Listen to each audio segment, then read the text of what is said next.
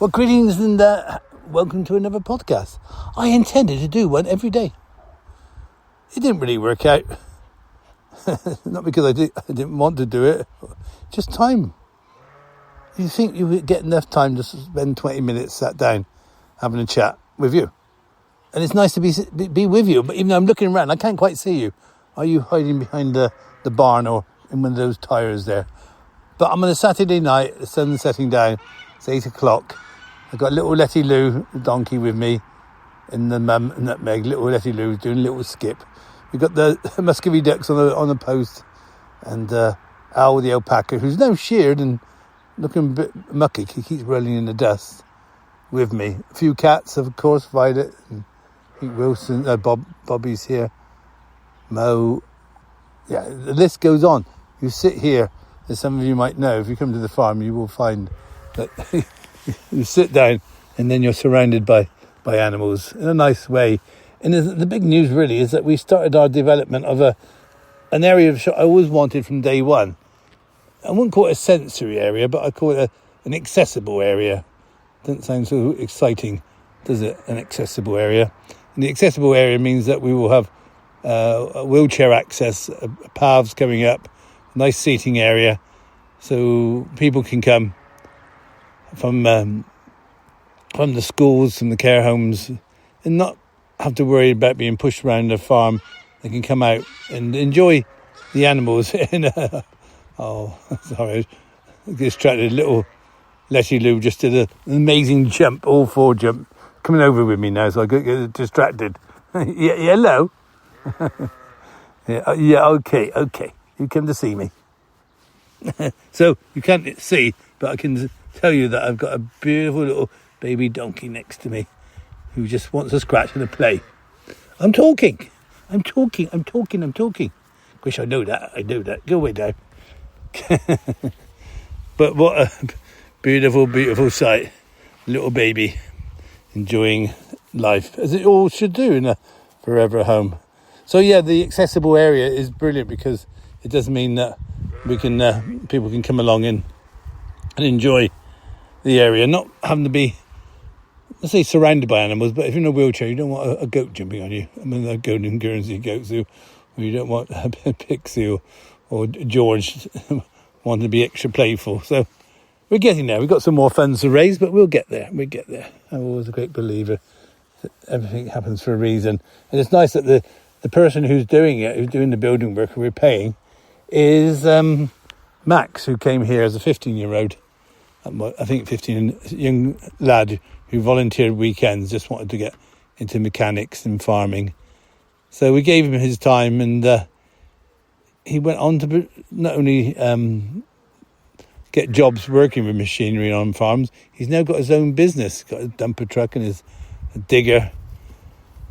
And it's good that we can pay him, and we raise funds from a building society called Nationwide, who were here from day one, really. And one of our lovely friends, Jenny, put in a bid for us and got us the money that would let us to start developing this area. So it all works out in the end. But it has been busy. It has been a bit crazy with everything. And I think that probably the emphasis is really on sorry, little one just jumping about like a check in a box. Yeah, I know. I think it's hinting for me to play. Yeah. You want me to jump about? It's been a busy day. I can't jump around with you. Go away. Quish, I want to play. We're playing the moment. So yeah, the emphasis really this time of the year, with the good weather, and it has been hot, is haymaking. Now that is where we cut grass. I don't know if I've spoken about it before, but I'll go through it all again, because it's one of those memories on a farm where it brings the farm together with the community quite often, especially in the past.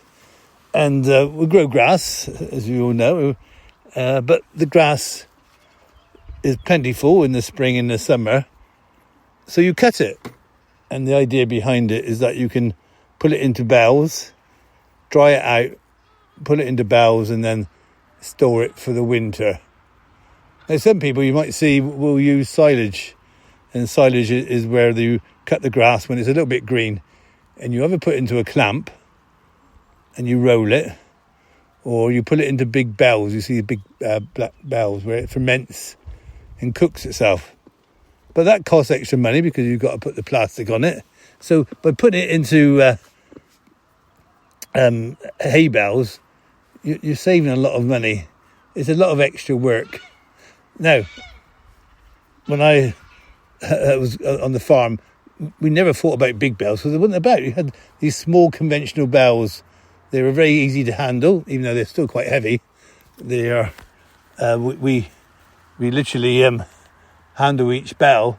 And as time went on, there was more facilities to be able to grab the bells, but you still had to stack them into the barn.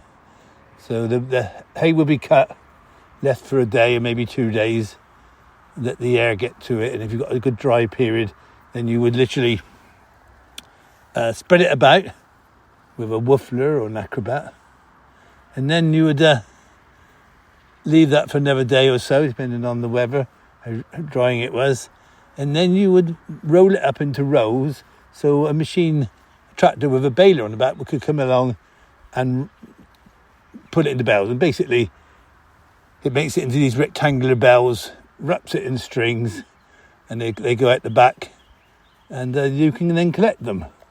You can collect them by hand, but there are obviously options to be able to pick them up with. Sorry, I'm just trying to stop Letty Lou from distracting me too much.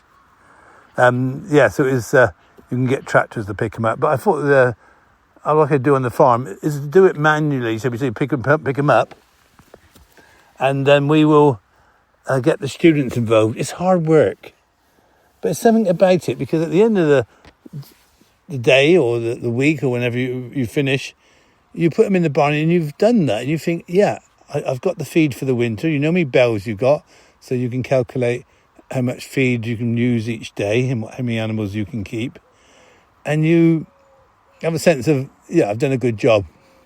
So, and the students loved it. There's some of the students who, do moan a little bit. I'm tired because I've been on the internet all night or talking to my girlfriend. They really enjoy it. It's a sense of satisfaction of being able to complete a job. And then I think this day and age, there's fewer jobs like that at the moment. You know, a lot of it is obviously computer based, but being outside in the fresh air. So I'm proud of my team. It's hard work for myself, and this year was good because my students got involved. Julia next door and Perry give us their top field, so we have their field plus a bit extra, and our neighbour cuts it and bells it for us in exchange for some land for corn. So it's a bit of the old barter system. You do something for them, they do something for us. So no money's exchanging hands, but everybody gets what they want, and everybody, achieves and get the harvest in. It was quite funny this year, and that because it was very hot on the last Sunday when we belled up, and we didn't have to do much there because I had someone else do the baling. I went out and stacked a few bells with Julia, our next door neighbour. I didn't have to do it, but I feel that it's reminiscing of how I used to do that. Back in the day, shall we say, we would pick up 1,200 bells a day easily. Now it's probably about 300 a day with the students. It's at times a change. We haven't got the demands that we had beforehand. But I was the one who was always putting the barn stacking up. And it's quite hard. It's all right when you start, but it gets hotter as you get up to the tin roof. It's called a Dutch barn. And, many memories. And, of course, everything is done at speed. Not like my little donkeys running around. You just hit the table. Chris, I couldn't help it. It was in the way. Yeah.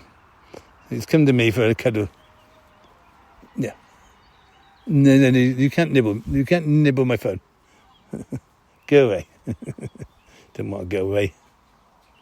So, yes, it's hot work in that barn. And I remember as a youngster being in the barn, and those bells were coming at me at such a speed. They used a thing called an elevator to take them off the trailer to make them up go from the barn, and someone would be on the elevator throwing them to me, and you had to stack them. And you had to stack them in the right order, because if you don't, they're all going to fall out.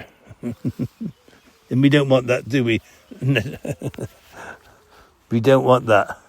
So, so happy memories. But I know I'm not as fit as I used to be, but I did okay.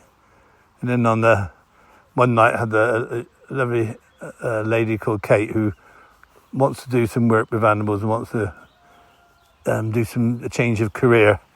And she's very determined, and she certainly knows how to work. And we went and loaded. Well, I made her load up as well, because I think you need to do that to understand that it's not all just cuddling and petting animals, as I am doing now as I'm talking to you.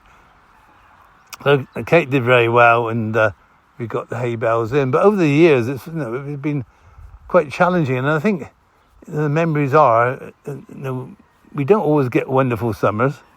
It's always rain, and you want probably about 5 good days of dry. And quite often you cut, and then seeing the forecast, and then the forecast changes. So we end up panicking because it's trying to rain, and you're thinking, I've got to pick these bells up. If you pick them up when they're not fit, then you have a problem, which I'll tell you about, which really can change your career. There's a big twist coming up in my life and hay. So you stack them in the barn. If they're a bit damp, then they will cook. And they can actually catch fire. So going back to probably 82, haymaking was done. We were using round bells then, if I remember. Yeah. So things have moved on, so we didn't have the rectangle bells. We had a round baler. So the bells are round, obviously, because they're a round baler. And they're quite big. Probably about 12 to 15 of the conventional bells go into this one bell. And you pick it up with a tractor and a spike, so you don't have to physically handle them. I'm trying to talk here. I should have put this on camera, shouldn't I? Because Letty Lou just wants attention. Mum's nutmegs here, so she'll get some milk. So we sat them in the barn, and they were a little bit damp, and they started heating. And you sort of worry, really, because if it heats, it could ruin the hay. But one September time, my wife Ellie, she always made a Christmas cake in September.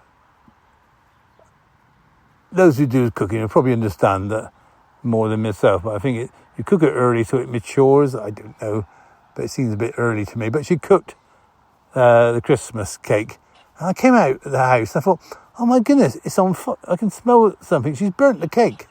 So I go in the house to sort of say, look, have you left the oven on? And she obviously denied it, because she wouldn't do something like that.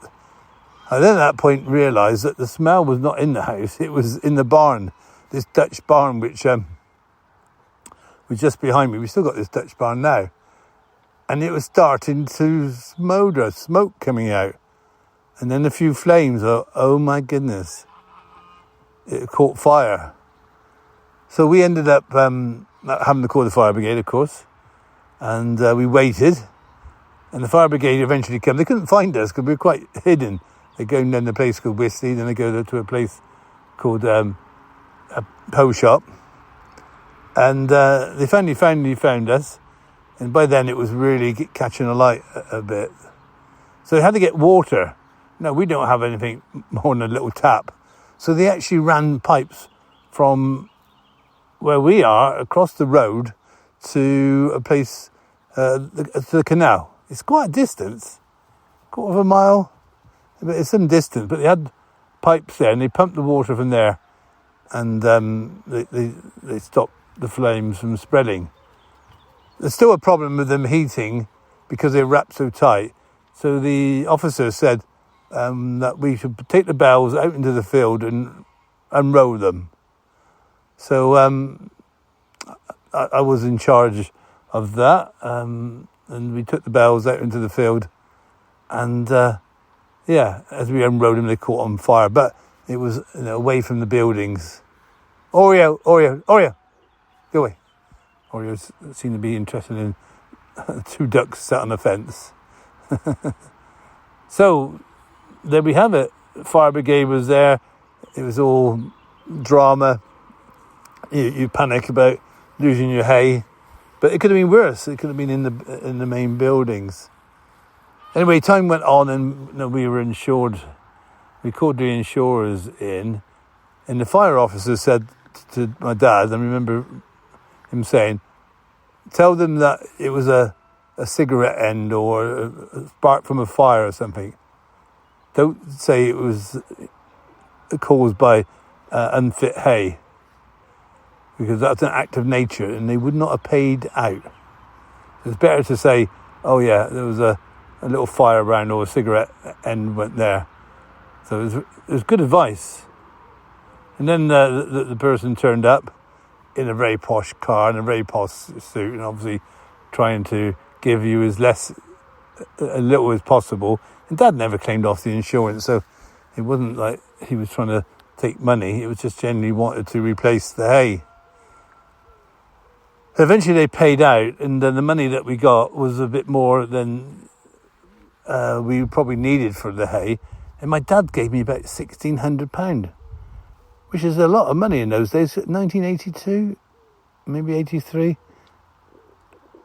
It gave me the money. Now, anybody sensible was pull it into the house and not long been married, go for a nice holiday, spend it on a car.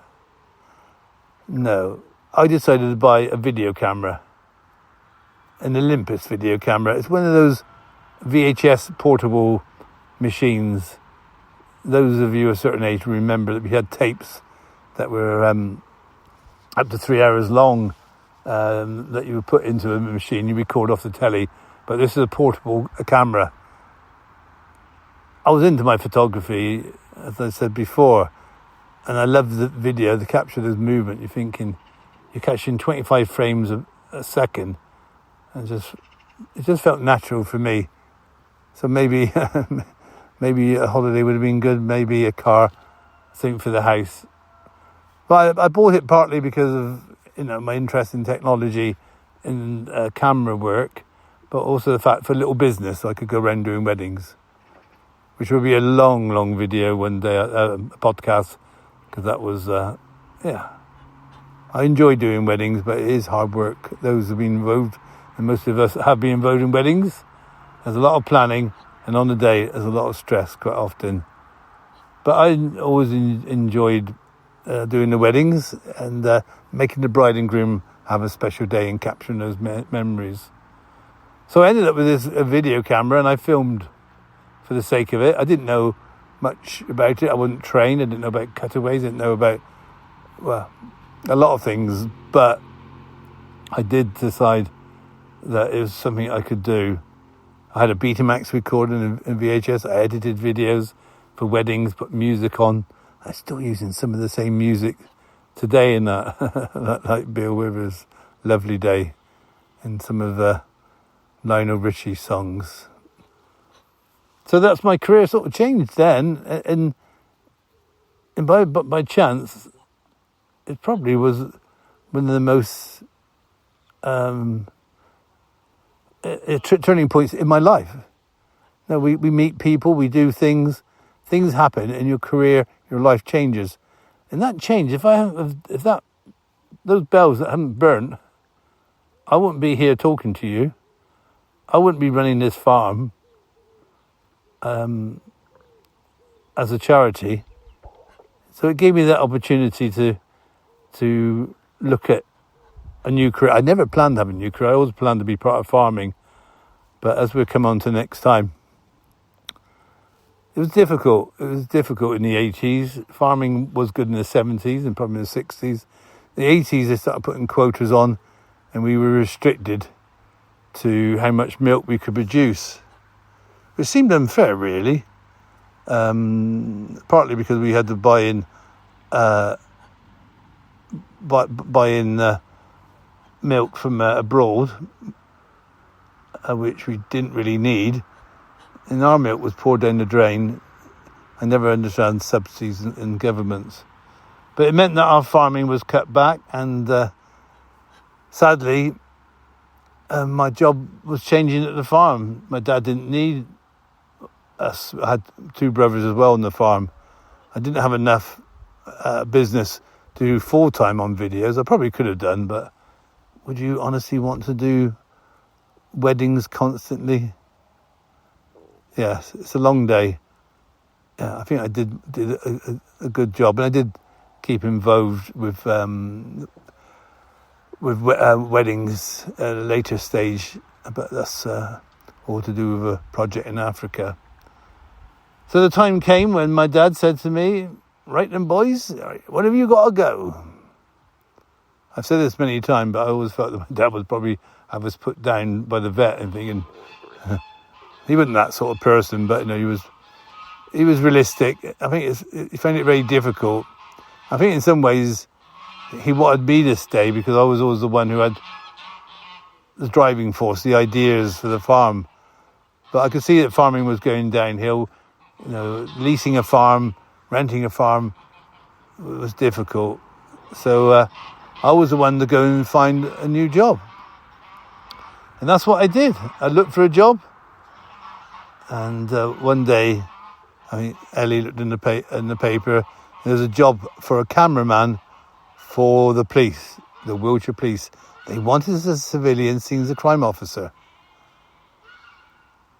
Wow, I thought, I can do that.